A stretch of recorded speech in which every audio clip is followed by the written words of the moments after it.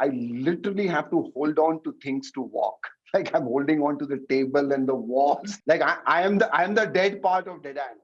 That was a really sad one. Hello, welcome to DeadAnt Chat Room. And as our guest today, we have corporate suit turned comedian and storyteller Anshu Mor. Hi, Anshu. Hey, Welcome to buddy. the show. Thank you so much. It's an honor to be on this show. So I now feel that my comedy career is finally on the right track. We'll start off with an easy question. Tell me seriously now, during the lockdown, was there any point at like 3 a.m. where you're scrolling through LinkedIn and thinking, purani job वापस मिल सकती है मेरे को?" Yeah, there was. Honestly, yeah, there was. I think, I mean, not Purani job, but I think April, the first 15 days of April, like immediately after the lockdown, it was like, yeah, it'll get over. But then I think by April, we all knew that this is long term, right? This is not going to get over. I think the first 15 days, I was like, oh, shit, man, wrong choice in career. Yeah, there was this slight bit of thing, but obviously not applying back to any corporate and all. But there was this thing, I wish I had a salary coming in. I mean, the lockdown was a boom time for gaming consoles. So you would have gotten a great bonus also. Yeah, I know. Forget gaming consoles. Yeah, I would have gotten a salary. And I believe all those corporates and all also send that, that the desk and a chair and stuff like that. How employees are being totally, they've been given all these beautiful benefits so that they can stay calm. Nobody was doing that to us comedians. To be fair, nobody did it to me either. But I like the way you're looking at Ravina right now. what did you like after the first 15 days, the initial shock sort of wore off? What was your plan for how to deal with what is obviously going to be a bit of a long-term disruption of your career? Yeah, I think it started off with there were a lot of conversations happening between comedians. We were all on Zoom calls, and everybody, I think, at that point in time had this view saying, "Hey, it can't be done online," because obviously we had never done it, and there was this whole thing of feedback and disturbances and the lag, and it's just not the same feel performing to a laptop. So, first few days it was like, yeah, shit, this is we just have to wait it out, I guess. And then you're looking at your bank balance and saying, okay, take care, how far can you go without panicking and stuff like that. But I remember April 15th was the day when I just got sick and tired. I'm not the kind of guy who likes to be down. And I think I literally went into a semi-depression in the first 15 days of April. So by 15th April, I was like, to hell with this. I'm going to try an online show. And I announced one show. And I kept it like very low. So I think $90 or $99, some tickets and all and captured 20 people. I said, let me see how it goes on a Zoom thing. And what a disaster it was here. It was like a complete disaster, the first show. But once it started off, like after a couple of shows, then you were like, yeah, this can be done. And there was a point when I realized that this is a far more intimate medium to be doing one-way comedy. And then I started this crowd work show, which is called More the Merrier.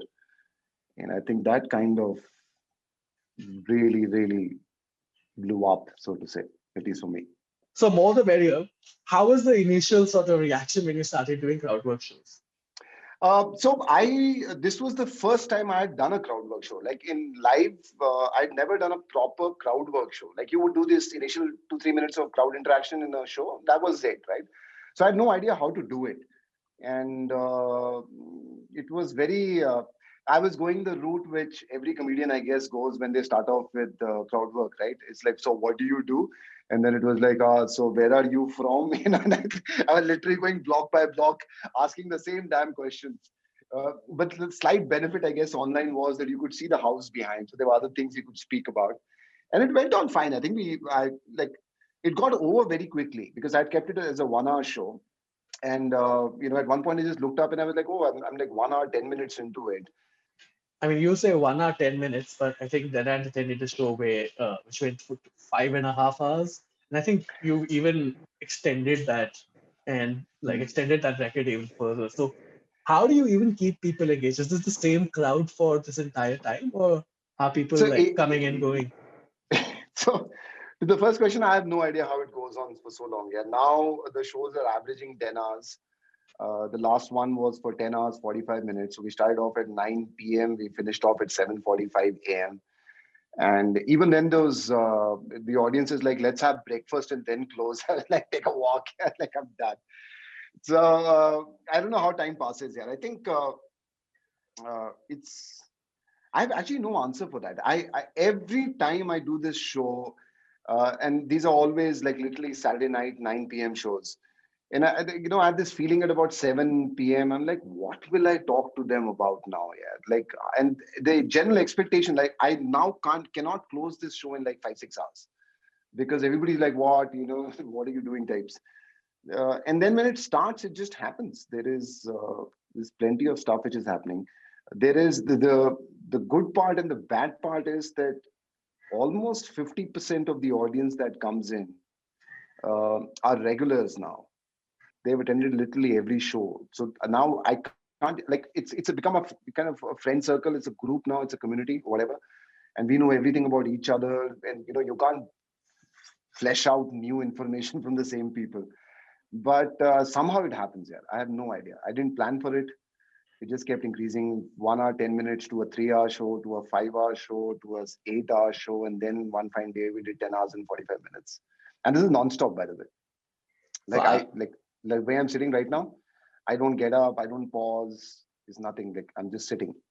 So are you worried that you're slowly building a community of masochists who like to Yeah, I know. Yeah, regularly have fun made of them? yeah, I know.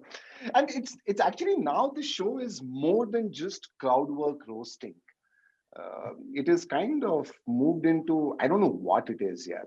But because these guys are there, like we have moments in the show regularly now, which will be like a half an hour moment or a 45-minute kind of a moment where we just go dead serious on a topic.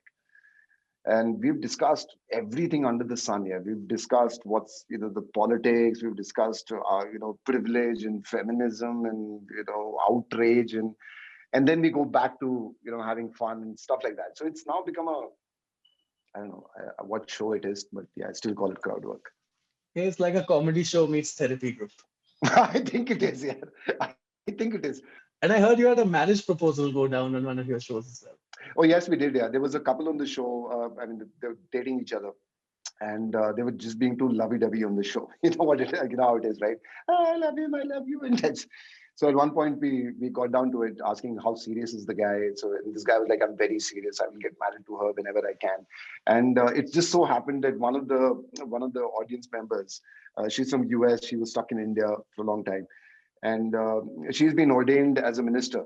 So she's qualified to do this. So we said, okay, like if you guys agree, we can do this right now. And the guy said yes, the girl said yes, and we then did the entire marriage on the show. Oh wow, not a proposal, you did the entire marriage. Oh, the entire marriage, yeah, it was that Oh, entire I do, I do, I do. Then we so asked them so to switch off their cameras for the last part of, you may kiss the bride. so has Netflix approached you for Indian Matchmaking season 2? Oh, fuck, I hope they don't, yeah. I should stop talking about this marriage proposal on my show, I think. Since you compared it to Indian matchmaking. Well, I mean, you were more successful than Seema Aunty because Yeah, you at actually least I made a was. match. So Actually, I should put that in my I think you resume. have a good shot at hosting the next season. Now I have two reasons to call my parents immediately after the show. And how do you prepare yourself sort of mentally and physically for what are these marathon sessions? Uh, Mentally, I've tried everything here, like just trying to put a structure to it, saying, "Hey, I'm going to talk about certain things." None of it works when the show starts, so I've given up on this whole mental thing. Physically, I just ensure that I at least I don't have a hectic day on Saturdays because Sundays I'm gone. You have to see me. I think I should record that and put it on Instagram somewhere. You have to see me after I get up, like after the show is over, like 10 hours, 45 minutes of sitting and not moving. And at my age, I literally have to hold on to things to walk. Like I'm holding on to the table and the walls and just like going towards my bedroom. And then Sunday, I'm like a zombie here. I'm gone. I can imagine. Yeah. You've done some other stuff during the lockdown as well. You started a podcast, which you did sort of 5 episodes of. So what Yes. happened with that? So it's still on. In fact, we're releasing the next lot starting this week. It was I'd done a podcast before also. I'd done a podcast in 2017, but it was largely comedian talks and conversations about their life and their journey, mostly comedians or celebrities, so to say. And this time we wanted to do something different, which was this the whole it's called Stupid No More. And the whole idea, I'm obsessed with my surname, so I use it everywhere, as you would imagine. And the idea was that at my age, I pretend to be very intelligent. Like in parties and all, I can like have a discussion with you on any topic till you peel the second layer. Okay, like you go any deeper, and then I'll be like, "Excuse me, I'll fetch myself a drink," and I'll walk away from there. Okay, so we just picked on. The idea was to pick on stuff that I think I know a little bit about, but want to go deeper, and then talk to people who are experts in this area. So whether it was Faye D'Souza for journalism, or Roshan Abbas on creativity, Gaurav Kapoor on building a business, a kind of a content business, stuff like that. We did 5 episodes, and then for some reason we stopped. I don't know why. I have no idea. I started writing a new solo. I'm writing a web series. I think I got I couldn't allocate the right time to do this on a regular basis. But now we are starting again. So this week, the sixth one comes out, and then we'll be there every week. Speaking of Roshan, wasn't he the one who got you into storytelling in the first place? So were you He did. He cursing him in did. April? I've cursed him a zillion times there. He did. He's the MD of Encompass. Encompass, and actually, the whole story started with Encompass did a company event for Microsoft, which was the annual company event, and I was hosting it. And I remember night before that, the whole stage setup was there. All the speakers were, doing their practice and stuff like that. And Roshan walked up to me, and he was like, "Would you want to practice your stuff?" Because I had to do a 10-minute monologue in the beginning. Okay. Uh, and I was like, "No." So he says, "You should practice." So I was like, "No, I don't even know what I have to speak about." And he was like, "That can't be true." I said, "Honestly, I don't know. It's my company, right? I've spent 11 years. I'll say something on stage." And then I went up on stage the next day. And I remember that the night before that, Roshan went to his team and said, "Ye marwayega aaj." That kind of a thing. But I went up on stage, did my 10 minutes, the audience was laughing, cracking up. It's so easy now when you're in the company to crack jokes around the company. And then I remember Roshan walked backstage after I got off. And he, like, from a distance, he was like, you should quit your job. And I just took it too seriously. Yeah. And then I quit. And then I was like, it's not a whole talent. So I quit after that. Yeah. 6 months after that, I was gone. So I read from an interview, I think from last year, that you were on tour with a 1 hour set anyway, which you were planning on taking international in 2020. Yeah. That obviously didn't happen. But you were also Yeah. looking at, trying to pitch it to an OTT platform. Now you said Yes. you're writing a new solo set. So what happened? Have you had to change your plans? You realized that No, set doesn't work? no. So no, it does. It does. It's called Just a Bad Guy, which is what I started doing in 2019, Yeah. September, and that's the show I've been running offline, online, whatever, 2020, and even now. It's just that every year I have this thing of coming out with a new hour. It kind of that's the process on which I work. So Just a Bad Guy is still there, and we are in talks. We're pitching it, and if they like it, then they'll have this, because the new one will now come in March. Like March is when I would start Yeah. doing it live, and it'll take a year to really tighten it up before it's ready for an OTT platform. And I'm assuming, given the year we've had, there's no chance that the show doesn't address lockdown and coronavirus. No, it doesn't. It doesn't. It doesn't. There's nothing about coronavirus. There's nothing. I think those jokes have been done to death here. Everybody has done enough and more. In fact, I don't even talk about those things in my online shows right now. Whether they're public shows or corporate shows, or more the merrier, whatever I like, it's done. It's very different here. But Just a Bad Guy for me. The reason why I called it Just a Bad Guy was because of the content that I'd done in the previous 3 odd years that I've been around. It was all this very nice, mom, dad, wife, son, family kind of very cute jokes. And then there were things that I wanted to talk about. And I realized that that's not the image that I have, at least not the image that I built up in the first 3 years. So I called it Just a Bad Guy. And that's where I discuss actually very dangerous topics. Given what has happened in the last 1 year, like none of them, like all of them are dangerous. Like there's a set on feminism, there is a set on God and religion, not any specific, but just God. There is a set on death, like bunch of stuff like that. And imagine then 2020 happened. Like, oh my God. Uh, you also mentioned that you're writing a web series, and I read Yeah. in an interview that one of the first things you did after you quit your job was write a web series. Yeah. So is this the same idea, or is this a new one now? No, kind of the crux is the same, but obviously I had no freaking clue at that point of time. It was one of those corporate strategies, very quick plan. I said, "मैं लिखेगा, then I will act in it." And it is about stand-up comedian, so I will do stand-up comedy also in it. So in one shot, I'll be established as stand-up comedian, writer, director, like an actor. So thank God I didn't go through with it. But like the structure, kind of the core remains the same. It's on stand-up comedy. It's a drama comedy series that I'm writing, and I just want to show on the comedy part of it, which is what I'm like taking a lot of time for me to get it right, is the right side of being the comedian, like the right picture of what a comedian is, right? Not over exaggerated, the struggles, the small victories, everything that really makes a stand-up comedian. I want to kind of bring that out in the series. And then there is obviously a whole drama kind of storyline which is around it. And so, are you casting Swara Bhaskar to play the actor, the comedian? No, I think I'll no. Now I'll that she's done it, I think producers will be like, okay, let's give a comedian a chance to do it as well. an actual comedian a chance to do that. No, I'll cast myself here if they agree. मेरा बचपन से तमन्ना था मुझे acting करने का मुझे साला कोई चांस नहीं दे रहा मेरा उम्र भी निकलते जा रहा है so so this is my last shot at acting. Otherwise, I have to wait for Boman Irani to retire and I can take character roles. uh, and so, even though you've been quite busy, lockdown must have given you a lot of time to write and do other stuff. So, are there any other exciting projects that you have in the works beyond the web series and the solo show? Actually, lockdown, there was hardly any decent introspection that we did there. It was more a struggle to write, like I think for the first 4 or 5 months, though, we couldn't even write jokes because there was nothing there was nothing to look forward to. It's like even if I write something new and perform, like where would I perform on stage? You don't want to take new material online and stuff like that. So, but what it did, it gave me clarity in terms of how I want to build my career. That's for sure. And I realized that it is centered around three things. It will always, stand-up comedy will always be the core of it. Uh, so that's a special every year. I guess a web series, at least from the writing part, every 2 years. And going forward, a podcast every week.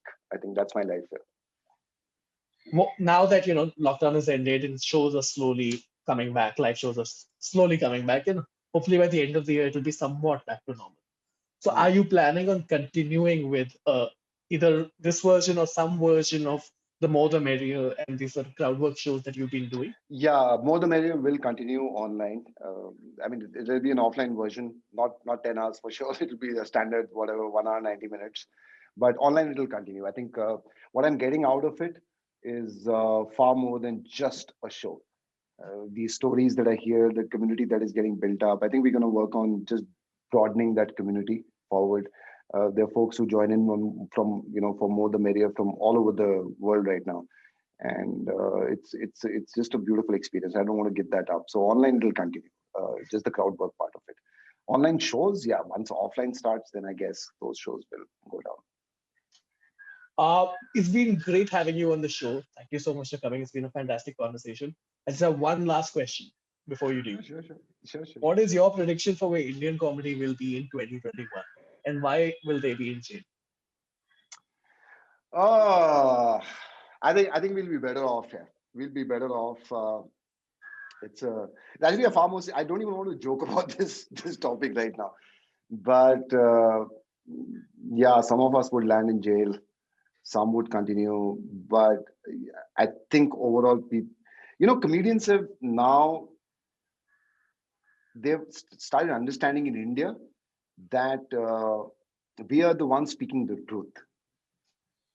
And in whichever way it goes to us, right? Whether we are trolled or whether we are put in jail or either which way. But I think the larger audience is understanding that, hey, these guys are speaking the truth, which is a cycle that took decades in the US, from the 60s onwards, for comedians to get that level of respect or that level of whatever, I don't know. So I think we'll be good. Yeah, we'll be good. We'll be there. All right. Thank you so much. It's been Hey, great talking thanks to so you. much. Yeah, thank you so much. This is an absolute pleasure being on this, and thank you for the good work that you guys do here. Thank you. You're the only source and the most credible source for comedy in the country, and love the stuff that you put out. So thank you for doing what you guys do Thank you. I can already see Ravina cutting that for a Twitter promo in her here. head.